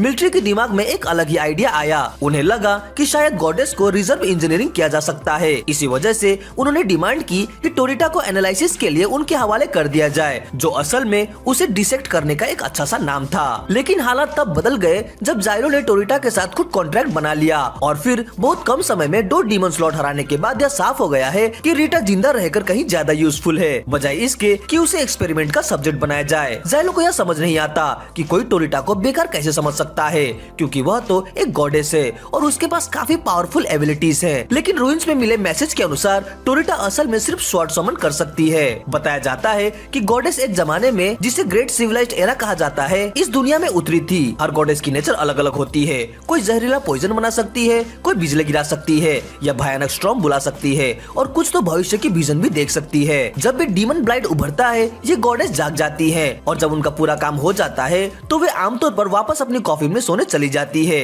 जाइलो को पहले से पता है कि एक गॉडेस के पास किस किस तरह की एबिलिटी हो सकती है। उसे यह भी मालूम है कि कभी टाटसुया को भी एक गॉडेस ने किसी दूसरी दुनिया से समन किया था। लेकिन इन सब के बावजूद अब तक खोजी गई 12th गॉडेस की पावर की तुलना की जाए तो मिलिट्री को रीटा की स्वॉर्ड समनिंग एबिलिटी कमजोर लगती है। इसी वजह से वे उसे सेक्रीफाइस करने को तैयार थे। नाइट्स के पास उस ऑर्डर को मानने के अलावा कोई ऑप्शन नहीं था और यही कारण था कि वे अपने इस पाप का प्रायश्चित करने के लिए खुद को कुर्बान करना चाहते थे। जाइलो यह सब समझने के बाद किविया से कहता है कि अगले असाइनमेंट की पूरी जानकारी उसे जल्द से जल्द दे दी जाए। उसका मानना है कि अगर वह अगला मिशन अच्छे से पूरा कर लेता है तो वह साबित कर सकेगा कि रीटा कितनी यूजफुल है और फिर उसे डिसेक्ट नहीं किया जाएगा। किविया को जाइलो का यह डिटर्मिनेशन अच्छा लगता है। इसके बाद किविया उसे बताती है कि अगला मिशन यह होगा कि जाइलो और बाकी हीरोज को इस फोर्ट्रेस की रक्षा करनी है। थोड़ी देर बाद जाइलो और वेनेटम मिशन के सीधे कमांडर से मिलते हैं। कमांडर वही बात दोहराता है जो किविया ने कही थी, लेकिन एक बड़ी प्रॉब्लम भी सामने आती है। कमांडर साफ कहता है कि इस मिशन में हीरोज को फोर्ट्रेस की रक्षा अपनी जान देकर करनी होगी। मिशन का असली गोल यह है कि डीमन लॉर्ड को फोर्ट्रेस के इलाके में फंसा दिया जाए। इसके बाद नाइट गॉडेस एक बड़ा सा पॉइजन अटैक करेगी जिससे डीमन लॉर्ड को हराया जाएगा। यह सुनकर जाइलो हंस देता है क्योंकि पहले ही साबित हो चुका है कि सिर्फ पॉइजन से डीमन लॉर्ड को मारा नहीं जा सकता। पॉइजन बस उसे कुछ समय के लिए सस्पेंडेड एनिमेशन बना देगा। कमांडर मानता है कि जाइलो सही कह रहा है, लेकिन वह बताता है कि इस बार स्ट्रेटेजी में रिवीजन किए गए हैं। प्लान यह है कि फोर्ट्रेस को ही डीमन लॉर्ड के लिए एक लगातार चलने वाला किल चैम्बर बना दिया जाए। इसका मतलब यह है कि हीरोज को तब तक डिफेंस बनकर लड़ते रहना होगा जब तक वे एक एक करके मर न जाए। यह सुनकर वेनेडम सवाल करता है, जब डीमन लॉर्ड ट्रैप में फंस जाए तो हीरोज वहाँ से एस्केप क्यों नहीं कर सकते, मरना क्यों जरूरी है? लेकिन कमांडर ठंडे लहजे में कह देता है कि यही तरीका है। वह आगे चेतावनी देता है कि अगर स्क्वाड का कोई भी मेंबर फोर्ट्रेस छोड़ने की कोशिश करेगा तो सभी हीरोज को उनकी गर्दन में लगे सेक्रेट सील्स के जरिए मार दिया जाएगा। जाइलो को समझ नहीं आता कि अथॉरिटीज इतना एक्सट्रीम कदम क्यों उठा रही है कि सभी हीरोज की मौत पक्की कर दी जाए। तभी उसे पहले वाला पृष्ठ याद आता है और उसे लगता है कि उसे ने अपनी पर्सनल खुन्नस की वजह से ऊपर तक बात पहुंचाकर यह सब करवाया है। अचानक माहौल बदलते हुए वेनेटम खुशी खुशी ऐलान करता है कि वह और उसकी टीम इस मिशन को खुशी से एक्सेप्ट करते हैं और फोर्ट्रेस की रक्षा अपनी जान देकर करेंगे। लेकिन साथ ही वो कहता है कि उसके पास प्लान को थोड़ा बेटर बनाने के लिए और कुछ सजेशन भी है। सबसे पहले वेनेटम कहता है कि अगर सिर्फ एक आदमी के भागने पर पूरी टीम को मार दिया जाएगा तो यह प्लान उल्टा पड़ सकता है, क्योंकि ग्रुप में कोई ना कोई ऐसा होगा जो सोचेगा कि मरना ही है तो जल्दी ही खत्म कर लेते हैं और जानबूझकर भागने की कोशिश करेगा। इससे पूरा मिशन खराब हो जाएगा। इसलिए वेनेटम सुझाव देता है कि सजा तब दी जाए जब पूरी टीम भागने की कोशिश करे, न कि सिर्फ एक इंसान के कारण। फिर वह एक और बात उठाता है। वह कहता है कि रीटा जाइलो से बहुत ज्यादा जुड़ी है और वह किसी भी हालत में जाइलो का साथ छोड़ना नहीं चाहेगी। इसलिए वह कमांडर से पूछता है कि क्या रीटा को जाइलो के साथ रहने देने में क्या कोई प्रॉब्लम है। कमांडर जवाब देता है वो किसी गॉडेस को ऑर्डर देने का अधिकार नहीं रखता, लेकिन किविया के पास यह अथॉरिटी है। इसलिए वेनेटम जाइलो से कहता है कि वह जाकर किविया से बात करे और इसे ऑफिशियल बनाए। जाइलो जाने से पहले वेनेटम से पूछता है कि क्या उसे कमांडर से और कुछ नेगोशिएशन करना है। वेनेटम कहता है कि अगर पॉसिबल हो तो ज्यादा ट्रूप्स और सप्लाईज की जरूरत होगी। वेनेटम भरोसा दिलाता है कि वह पूरी कोशिश करेगा, क्योंकि लोगों को मनाना उसकी स्पेशलिटी है। हीरो बनने से पहले वेनेटम एक हाई लेवल कॉन आर्टिस्ट था। वह लोगों को धोखा देने में उस्ताद था और पकड़े जाने से पहले कई स्कैम कर चुका था। उसने अलग अलग तरह के फ्रॉड किए थे, यहाँ तक कि एक बार उसने रॉयल कैसल को सर्कस को बेचने की कोशिश भी की थी और वह लगभग बच ही गया था। लेकिन इस वजह से हीरो नहीं बना। असली वजह कुछ और थी। उसने एक थर्ड रेट न्यूज़पेपर में एक आर्टिकल लिखा था जो उसके बॉस ने उसे डर फैलाने के लिए लिखवाया था। उस आर्टिकल में लिखा था कि टेम्पल के कुछ बड़े लोग और कुछ रॉयल्स असल में डीमन ब्लाइट से प्रभावित प्राणी हैं, जो इंसानी रूप में छुपे हुए हैं। वेनेटम मानता है कि उसने वह खबर खुद से बना दी थी और उसे लगा भी नहीं था कि कोई इसे सीरियसली लेगा। लेकिन आयरनी यह थी कि जो उसने लिखा था वो सच निकल आया और वह इतना भरोसे लायक था कि लोगों ने उस पर यकीन भी कर लिया। अथॉरिटीज को डर था कि वेनेटम और सच्चाई बाहर ना फैला दे, इसलिए उसे हीरो की सजा दी गई ताकि उसकी आवाज हमेशा के लिए दबा दी जाए। वर्तमान में लौटे तो वेनेटम कमांडर को अपनी लगभग सारी डिमांड्स मानने के लिए मना लेता है, लेकिन उसके बदले उसे एक जिम्मेदारी दी जाती है कि अगर कभी रीटा डेंजर में हो तो उसे सेफ जगह तक पहुंचाना वेनेटम की रिस्पॉन्सिबिलिटी होगी। वेनेटम मान जाता है। इसी बीच जाइलो द्वारा मांगे गए रीइंफोर्समेंट अप्रूव हो जाते हैं। सेफ वापस यूनिट में आ जाता है, लेकिन वह एक लूज कैनन है, यानी कब क्या कर दे कोई भरोसा नहीं। इसी वजह से डाडा को उसके साथ फिर से काम करना बिल्कुल पसंद नहीं आता। दूसरी तरफ सेफ को बाहर एक गेम पर बेटिंग करते दिखाया जाता है। सामने वाला आदमी जीत जाता है, लेकिन सेफ तुरंत उसे चीटिंग का आरोप लगाता है। सेफ की आई साइट और सेंस बहुत तेज है, इसलिए उसे पूरा यकीन है कि सामने वाला धोखा दे रहा था, लेकिन वह आदमी मानने से इनकार कर देता है और सेफ को धमकाने लगता है कि पैसे छोड़कर चला जा। सेफ को धमकी देना बिल्कुल पसंद नहीं। वह बिना कुछ ज्यादा कहे उस आदमी का हाथ काट देता है, चीटिंग की सजा के तौर पर। इसके बाद वो बिल्कुल कैजुअली उठता है और चला जाता है, क्योंकि उसे भूख लग रही होती है। हीरो बनने से पहले सेफ एक असैसिन था जिसे ऑर्डर ने पाला पोसा था। ऑर्डर अपने सदस्यों को बेरहम हथियारी मशीन बनाने के लिए तरह तरह की चालें और टॉर्चर इस्तेमाल करता था, लेकिन सेफ तो पहले से ही लगभग बिना भावनाओं वाला था, इसीलिए उन तरीकों का उस पर खास असर नहीं हुआ। उसके लिए सही गलत जैसा कुछ था ही नहीं, बस खुद और जिन लोगों की उसे परवाह थी वही मायने रखते थे। इसलिए जब भी ऑर्डर कहता था वह किसी को भी मार देता था। उसकी सजा तय करने वाला अधिकारी थोड़ा अफसोस महसूस करता है, क्योंकि उसके ज्यादातर कत्ल ऑर्डर के आदेश पर हुए थे और राज्य जानता है कि ऑर्डर कितना क्रूर है। फिर भी अपराध तो उसने किए ही थे, इसलिए सजा जरूरी थी। जज उससे पूछता है क्या उसे डर लग रहा है, क्योंकि बेहतर हाल में उम्र कैद और सबसे बुरे हाल में मौत की सजा मिल सकती है। सेव मानता है कि वह बहुत डरा हुआ है, लेकिन वह कहता है कि डरने से कुछ नहीं बदलेगा, इसलिए वो बस इस पल को एंजॉय करने की कोशिश कर रहा है। तभी दूसरा जज अंदर आता है और पूछता है जब उसे किसी को मारने का आदेश मिलता है तो वह अपना शिकार कैसे चुनता है। सेव बताता है कि उसे आमतौर पर टारगेट बताया जाता है, लेकिन कई बार वो अपने शिकार को कुछ समय तक देखता रहता है और उससे जुड़ाव महसूस करने लगता है। तब उसे मारने में बुरा लगता है, इसलिए वो असली टारगेट को छोड़कर किसी बिल्कुल अनजान इंसान को मार देता है और काम खत्म कर देता है। यह सुनकर जज मुस्कुराता है और कहता है तुम जैसे इंसान के लिए मौत बहुत हल्की सजा है। यह सुनकर सेव घबरा जाता है, उसे सच में नहीं पता कि मौत से भी बुरी सजा हो सकती है। वह जल्दी से कहता है कि उसे बस मौत की सजा दे दी जाए, लेकिन देर हो चुकी होती है। दूसरा जज घोषणा करता है तुम्हें हीरो बनने की सजा दी जाती है। अब वर्तमान में ग्रुप अपनी आखिरी लड़ाई की जगह की तरफ बढ़ रहा है। बाकी लोग चुपचाप चलना चाहते हैं, लेकिन सेव अपनी लाइफ स्टोरी 7वीं बार सुना रहा है। यह चमत्कार ही है कि वह इतने बार मरने के बाद भी पागल नहीं हुआ। हालांकि सच कहे तो उसके पास शुरू से ही ज्यादा दिमाग था ही नहीं। जाइलो मुड़कर कहता है चुप हो जाओ, नहीं तो मुंह पर पट्टा बांध दूंगा। सेव की कई कमियों में से एक यह है कि उसे बोलना बंद करना नहीं आता। इसी वजह से डाडा और बाकी लोग उसके साथ काम करना पसंद नहीं करते, लेकिन सेव जाइलो की बहुत इज्जत करता है, इसलिए वह उसकी बात मानने की कोशिश करता है। आगे बढ़ते हुए वे आखिरकार उस डेमन लॉर्ड को देख लेते हैं जिससे उन्हें भिड़ना है। वो उम्मीद से कई ज्यादा पास है। इस रफ्तार से वो किला रात होने से पहले पहुंच जाएगा, मतलब लड़ाई तय है। जाइलो किविया से पूछता है उनके पास कितने सैनिक है। वो बताती है लगभग 50 भरोसेमंद सैनिक, लेकिन जाइलो को लगता है कि यह काफी नहीं है। अच्छी बात यह है कि वेनेटम कुछ कैदियों को भी मिशन में शामिल करने में सफल हुआ है, लेकिन यह सुनकर किविया चौंक जाती है। उसे तो कैदियों के शामिल होने की कोई खबर ही नहीं थी। जाइलो बताता है कि वेनेटिम ने कुछ लोगों को रिश्वत देकर मौत की सजा पाए कैदियों पर कंट्रोल पा लिया है, क्योंकि वे वैसे भी फांसी में चढ़ने वाले हैं, इसलिए वेनेटम उनके साथ चाहे जो कर सकता है। तभी डाडा देखता है कि कुछ डीमंस बाकी झुंड से आगे भाग रहे हैं। सेव समझ जाता है कि ये डीमन स्काउट्स होंगे। वो ध्यान से देखता है और जंगल में कुछ डॉग डेमन पहचान लेता है।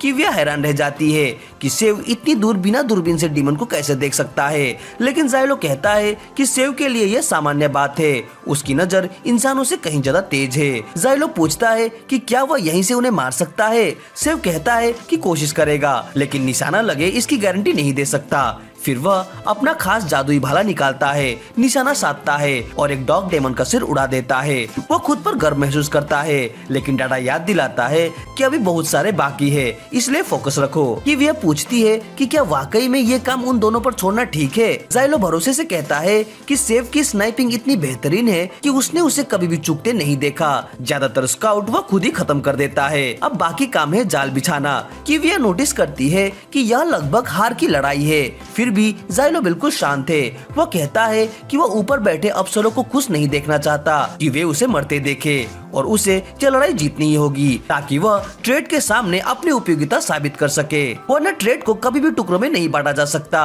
किविया ने जाइलो के बारे में कई अफवाहें सुनी थी कि वह शोहरत के लिए अपने साथियों को खतरे में डाल देता है, लेकिन अब उसे लगता है कि शायद वे अफवाहें गलत थी। किविया कहती है कि वह नोबेल नहीं है। जाइलो यकीन नहीं करता, क्योंकि आम आदमी को नाइट कमांडर बनने नहीं दिया जाता।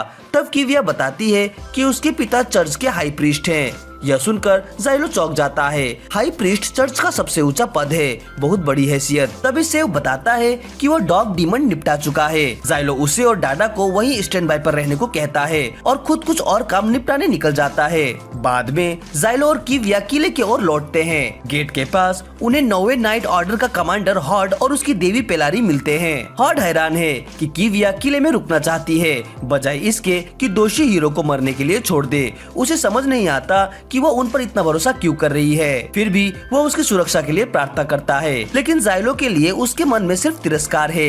वो पेलारी से कहता है कि उससे दूरी बनाए रखे, क्योंकि कौन जाने कि वह फिर किस देवी को मार दे। यह सुनकर जाइलो गुस्सा तो होता है, लेकिन जानता है कि बहस बेकार है, इसलिए चुप रह जाता है। तभी पेलारी पूछती है क्या पिछले मिशन में वह काम की थी। हॉर्ड मुस्कुराकर कहता है वो बिल्कुल परफेक्ट थी और इनाम के तौर पर उसके सिर पर हाथ फेरता है। अब जब जाइलो के पास यहाँ करने को कुछ नहीं नहीं बचता, वो अपनी टीम को निकलने के लिए तैयार होने को कहता है। वे सब जाइलो और किविया के पास से गुजरते हुए आगे बढ़ जाते हैं। जाइलो और किविया किले के अंदर जाते हैं जहाँ शराब के अनगिनत बैरल जमा किए गए हैं। सेव पूछता है इतनी शराब का क्या करना है। जाइलो समझाता है कि जब डेमन यहाँ पहुँचेंगे तो इन सबको उड़ा दिया जाएगा। उसके बाद पेलारी डीमन लॉर्ड को बार बार जहर देगी जब तक वह मर न जाए। सेव समझ जाता है कि इसका मतलब साफ है, यह लगभग आत्मघाती योजना है, उन्हें मरना ही पड़ेगा और उसे मोहरे की तरह इस्तेमाल किया जाना बिल्कुल पसंद नहीं आता। गुस्सा निकालने के लिए वह कानूनी आत्मरक्षा के नाम पर पास पड़े एक नाइट को उकसाता है।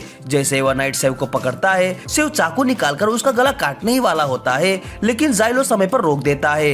नाइट का दोस्त उसे खींच ले जाता है। मामला बिगड़ते बिगड़ते बच जाता है। जाइलो गुस्से में पूछता है वह क्या कर रहा था। सेव कहता है बस थोड़ी भड़ास निकालनी थी, जैसे गुस्से में पत्थर को लात मारते हैं। जाइलो ठंडे स्वर में जवाब देता है इंसान और पत्थर एक जैसे नहीं होते। तभी रीटा आधमकती है, वह गुस्से में है क्योंकि जाइलो बिना उसे साथ लिए रिकॉन पर चला गया। उसे यह भी पता चला कि 9वें यूनिट की देवी पेलारी को रोज 7 हेडपैट मिलते हैं और जाइलो ने उसे जगाने के बाद एक भी हेडपैट नहीं दिया। वह कम से कम 3 हेडपैट रोज डील करने की कोशिश करती है, लेकिन जाइलो उसे पूरी तरह से अनदेखा कर देता है। रीटा नाराज होकर ड्रामा करने लगती है। तभी एक गार्ड आता है और बताता है कि पीछे के गेट पर कुछ लोग आए हैं, वे जाइलो को ढूंढ रहे हैं। जाइलो हैरान है, उसे समझ नहीं आता कि यहाँ उसे कौन ढूंढने आएगा, लेकिन बाहर जाकर वो देखता है वे वही माइनर्स हैं जिन्हें उसने गुफा में बचाया था। वे कहते हैं कि वे किसी भी तरह मदद करना चाहते हैं। जाइलो मना कर देता है, वह उन्हें खतरे में नहीं डालना चाहता। वह कहता है अपने परिवार के पास लौट जाओ, अभी भी समय है। लेकिन माइनर्स बताते हैं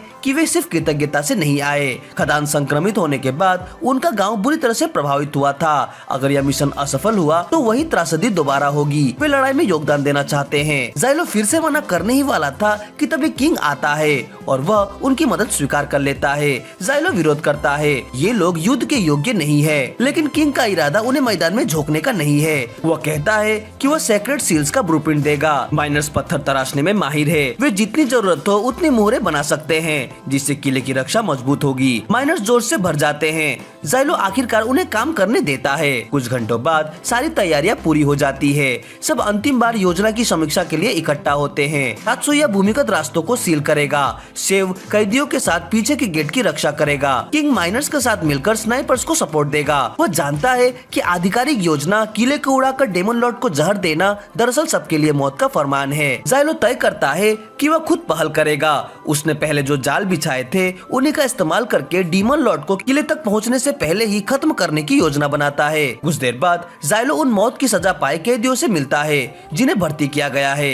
वह उन्हें योजना समझाने की कोशिश करता है, लेकिन वे नाराज हो जाते हैं। उन्हें अच्छा नहीं लगता कि उन्हें एक हीरो से आदेश लेने पड़े। उनमें से एक जाइलो की शर्ट पकड़ लेता है। यह बहुत बड़ी गलती साबित होती है। जैसे ही वह आदमी जाइलो को छूता है, सेव तुरंत गोली चलाता है, लेकिन वह उस आदमी को नहीं मारता जिसने जाइलो को पकड़ा था। वह पीछे खड़े एक दूसरे कैदी को गोली मार देता है जो चुपचाप खड़ा था। सभी कैदी सन्न रह जाते हैं। वे पूछते हैं जिसने झगड़ा किया उसे क्यों नहीं मारा। सेव जवाब देता है वो बड़ा वाला काफी ताकतवर लग रहा है, काम आ सकता है, उसे मारना बेकार होता। जाइलो गुस्से से सेव को दीवार में दे मारता है। वह मानता है कि यह तरीका कैदियों को डरा कर काबू में रखने के लिए असरदार है, लेकिन चेतावनी देता है ऐसा दोबारा मत करना।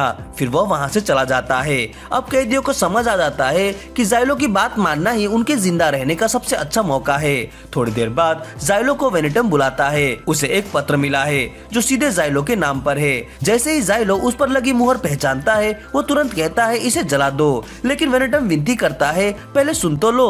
पत्र मास्टर बोल्ट परिवार के फ्रेंजी मास्टर बोल्ट की ओर से है। वे किले की रक्षा के लिए अपनी सेना उधार देने की पेशकश कर रहे हैं। वेनेटम इसे स्वीकार करना चाहता है, इससे जीत की संभावना काफी बढ़ जाएगी, लेकिन जाइलो साफ मना कर देता है। उसे फ्रेंजी पर बिल्कुल भरोसा नहीं। वेनेटम उसे मनाने में असफल रहता है। फिर विषय बदलकर पूछता है क्या तुम साजिश के सिद्धांतों पर विश्वास करते हो। जाइलो समझ जाता है वह उस पुराने लेख की बात कर रहा है जिसमें दावा किया गया है कि उच्च पदों पहाड़ों पर डीमन पूजक छिपे हैं। उसे वह खबर पहले बकवास लगी थी, लेकिन वेनेटम कहता है अगर सच में ऊपरी लोग चाहते हो कि इंसान युद्ध हार जाए तो क्या यह हाल मूर्खतापूर्ण फैसलों की व्याख्या नहीं करेगा। अब जाइलो को भी सब कुछ थोड़ा संदिग्ध लगने लगता है। रात होते ही डेमन सेना किले के पास पहुंच जाती है। किंग और माइनर्स गोलीबारी शुरू कर देते हैं। पहली लहर को रोक लिया जाता है, फिर पवित्र मुहरों से मंत्रमुग्ध दीवारें सक्रिय की जाती है जो आगे बढ़ते दुश्मनों को रोकती है।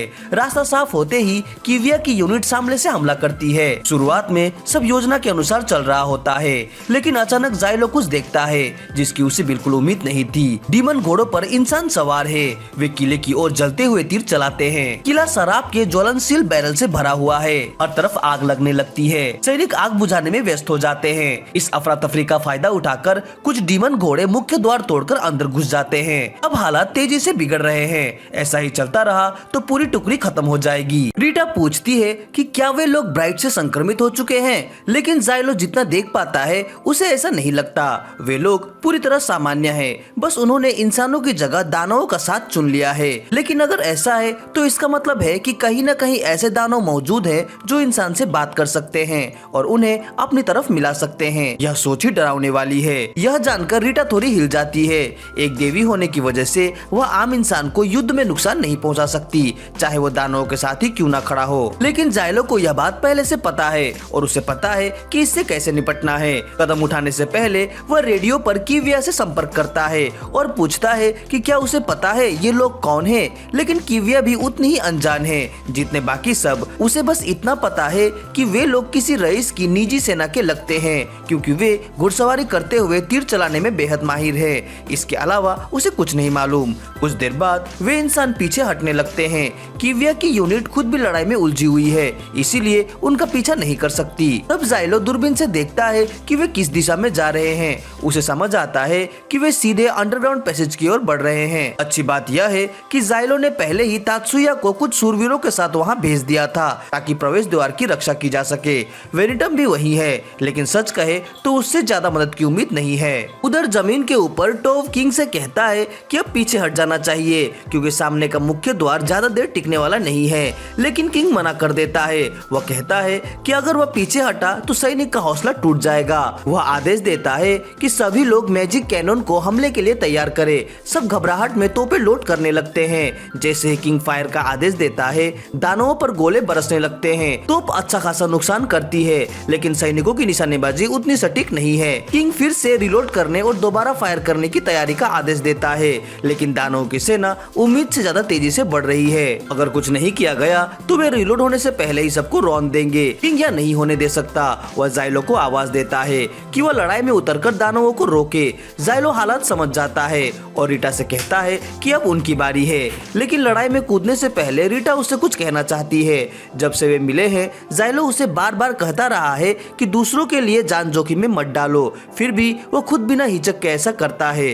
जाइलो तर्क देता है कि अगर वह मर भी गया तो कोई बड़ी बात नहीं, क्योंकि चर्च उसे फिर से जिंदा कर सकता है। लेकिन रीटा को पूरा यकीन है कि अगर उसे दोबारा जीवित करने का कोई तरीका ना भी हो, तब भी वह बिना सोचे समझे अपनी जान दांव पर लगा देगा। रीटा कहती है कि जैसे वह दूसरों के लिए जीने में अपना मकसद पाती है, वैसे ही जाइलो भी पाता है। और जब वह कहता है कि उसे देवियों की लोगों को खुश करने वाली आदत से नफरत है, तो असल में वह खुद को ही देख रहा होता है। जाइलो जवाब देना चाहता है, लेकिन उसके पास कहने के लिए कुछ नहीं बचता, क्योंकि वह जानता है कि रीटा सही है। तभी उसकी नजर दूर क्षितिज पर डेमन लॉर्ड पर पड़ती है। वो बात को वहीं खत्म करता है और कहता है कि अब काम का समय है। उधर अंडरग्राउंड पैसेज में दानवों का साथ देने वाले इंसान रक्षा टीम के पास पहुंच रहे हैं। सैनिक घबरा रहे हैं क्योंकि उनकी संख्या कम है और दुश्मन बहुत ज्यादा। तभी तात्सुया आराम से आगे बढ़ता है और एक तेज युद्धनाद करता है। अगले ही पल वो इतनी तेजी से एक इंसान का सर धड़ से अलग कर देता है कि बाकी लोग समझ ही नहीं पाते कि क्या हुआ।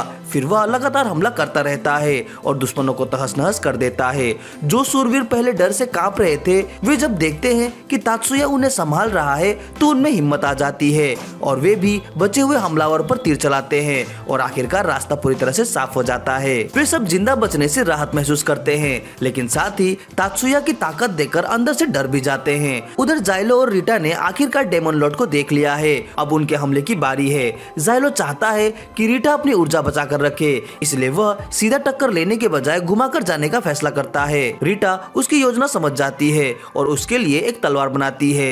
जाइलो उसे पास के एक मॉन्स्टर पर फेंकता है, जिससे बड़ा धमाका होता है। रीटा अब जाइलो की जरूरतों को पहले से समझने लगी है। जब 3 मेंढक जैसे मॉन्स्टर चुपके से उन पर हमला करने आते हैं तो वह बिना कुछ कहे 3 तलवार बना देती है कि जाइलो उन्हें तुरंत खत्म कर दे। लेकिन इलाके में बहुत ज्यादा मॉन्स्टर्स हैं। जाइलो लगातार धमाके करके ऊर्जा बर्बाद नहीं करना चाहता, इसलिए वह रीटा को पकड़ता है और वहाँ से छलांग लगाकर निकलने की तैयारी करता है। तभी अचानक एक दानवी कीड़ा उसके पैर को जकड़ लेता है और उसे वहीं रोक देता है। रीटा कहती है कि वो अपनी शक्ति से उसे अभी छुड़ा सकती है, लेकिन जाइलो उसे मना करता है। वो कहता है कि उसे अपनी ताकत बचानी है, क्योंकि बॉस को हराने के लिए उसकी जरूरत पड़ेगी। हालात बिगड़ते जा रहे हैं, दानव चारों तरफ से पास आ रहे हैं और जाइलो समझ नहीं पा रहा कि क्या करे।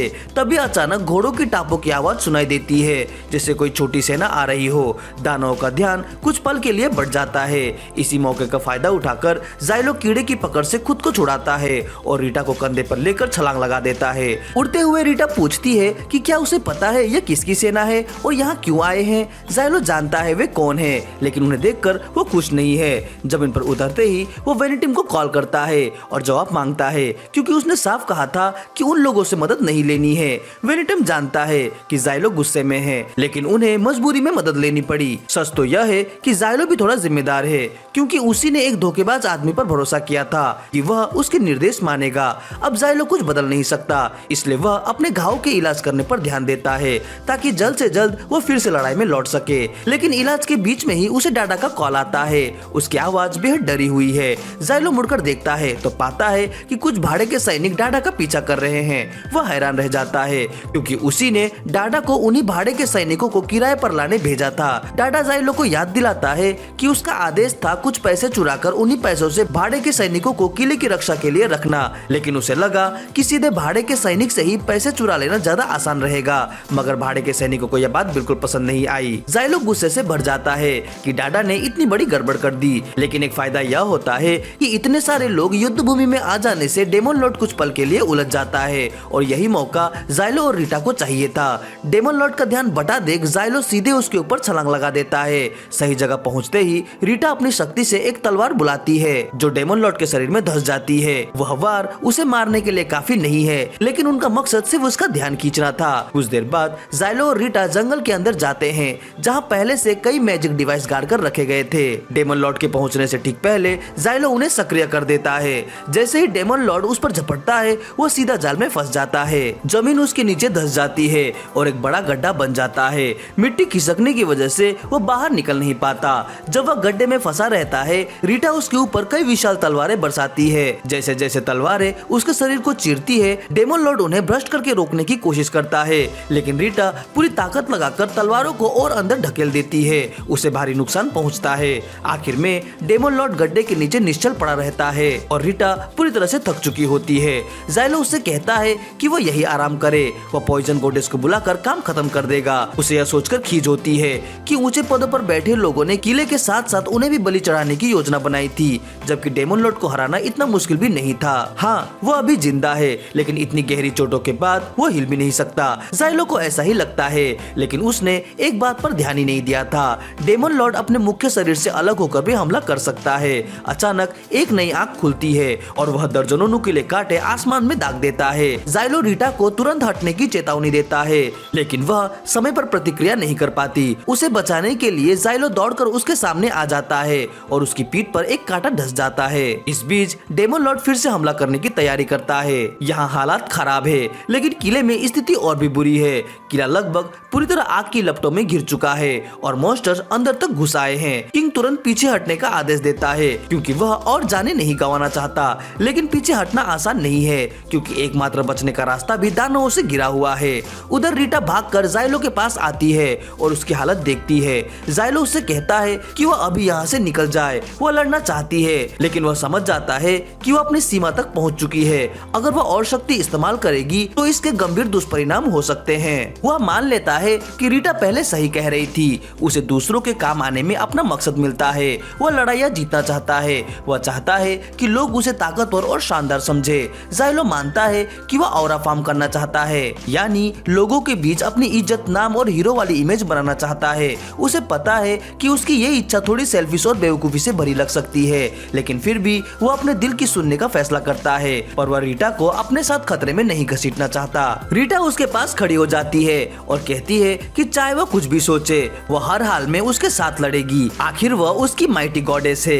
अगर वह सच में चाहता है कि वह जिंदा बचे तो बस एक ही काम करना है, उन्हें यह लड़ाई जीतनी होगी। जाइलो हल्की मुस्कान के साथ मान जाता है। वह कहता है तो फिर किसी भी हालत में जीतने के लिए तैयार रहो। इसी बीच डीमन लॉर्ड अपने शरीर को तोड़कर एक छोटा उड़ने वाला रूप ले लेता है। रीटा अपनी कैप उतारती है और कहती है कि वह उसके लिए एक स्पेशल तलवार बनाएगी। जाइलो पूछता है कि क्या वह तलवार लगभग अमर मॉन्स्टर को मार पाएगी। रीटा समझाती है वो एक होली स्वॉर्ड बुलाने वाली है, ऐसी पवित्र तलवार जिसे लगभग कुछ भी नष्ट करने से नहीं रोक सकता, लेकिन वह ज्यादा देर तक नहीं टिकेगी, इसलिए जाइलो को एक ही बार में काम खत्म करना होगा। डीमन लॉर्ड अपने टेंटिकल से जाइलो को रोकने की कोशिश करता है और इस बार वो उसकी छाती में वार करने में सफल हो जाता है, लेकिन डाडा और सेफ की तरफ से मिल रही कवर फायर की वजह से जाइलो होली स्वॉर्ड पकड़ने में कामयाब हो जाता है। जैसे ही डीमन लॉर्ड उस पर झपटता है, जाइलो जानबूझकर अपना हाथ आगे कर देता है ताकि वह उसे काट ले। यह उसका बेट था। उसी पल वो तलवार सीधे डीमन लॉर्ड की आंख में घोंप देता है। उसे याद आता है कि रीटा ने कहा था इस तलवार से कुछ भी नहीं बच सकता। जैसे वह तलवार को घुमाता है, डेमन लॉर्ड तुरंत राख बनकर बिखर जाता है, जैसे वह कभी था ही नहीं। थोड़ी देर में होली स्वॉर्ड भी धूल बनकर टूट जाती है। रीटा की सारी ताकत खत्म हो जाती है और वह गिरने लगती है। जाइलो उसे संभाल लेता है, लेकिन वह खुद भी बुरी तरह घायल है। कुछ ही पलों में वह भी बेहोश हो जाता है। जब जाइलो की आंखें खुलती है, वो खुद को एक इन्फर्मरी में पाता है। उसके पास चर्च का एक आदमी बैठा होता है। जाइलो उसे पहचानता नहीं। वह आदमी कहता है कि उसने बड़ी मेहनत से उसका इलाज किया है ताकि उसे रिपेयर शॉप में जाने की जरूरत न पड़े। जाइलो तुरंत कहता है कि वो चला जाए क्योंकि उसे चर्च के लोगों पर भरोसा नहीं है। आदमी जाने के लिए मान जाता है, लेकिन कहता है कि उसकी मेहनत बेकार नहीं गई। कई आम लोग और कुछ बड़े अधिकारी अब उसे अच्छी नजर से देखने लगे हैं। जाइलो को अच्छा लगता है कि लोग उसे पहचान रहे हैं, लेकिन वह चर्च से तारीफ नहीं चाहता। वह फिर से उसे जाने के लिए कहता है। जाने के बाद वह आदमी एक और चेतावनी देता है, अब से बहुत ज्यादा आदेशों की अवहेलना मत करना। कुछ ऊंचे दर्जे के नोबेल लोग नाराज है कि जाइलो इतनी सफलता से डेमन लॉर्ड को मार रहा है। वे लोग एक फैक्शन का हिस्सा है जिसका नाम है डेमन ब्लाइट कोएग्जिस्टर। नाम से ही साफ है वे दानवों और ब्लाइट के साथ सह अस्तित्व में विश्वास रखते हैं। इतना कहकर वो चला जाता है। थोड़ी देर बाद रीटा कमरे में आती है, यह देखने के लिए कि जाइलो ठीक है या नहीं। उसे देखकर एक पल के लिए जाइलो को सोनुरवा की याद आ जाती है, जो पहले इसी तरह उसकी चिंता करती थी। उसके चेहरे पर गहरा शॉक देखकर रीटा घबरा जाती है। उसे डर लगता है कि कहीं चोट की वजह से जाइलो उसे भूल तो नहीं गया, लेकिन जाइलो उसके सर पर हल्के से हाथ फेरता है और कहता है मैं तुम्हें कभी नहीं भूल सकता। और यहीं पर यह एपिसोड समाप्त हो जाता है। वीडियो के अगले पार्ट के लिए कमेंट जरूर करें।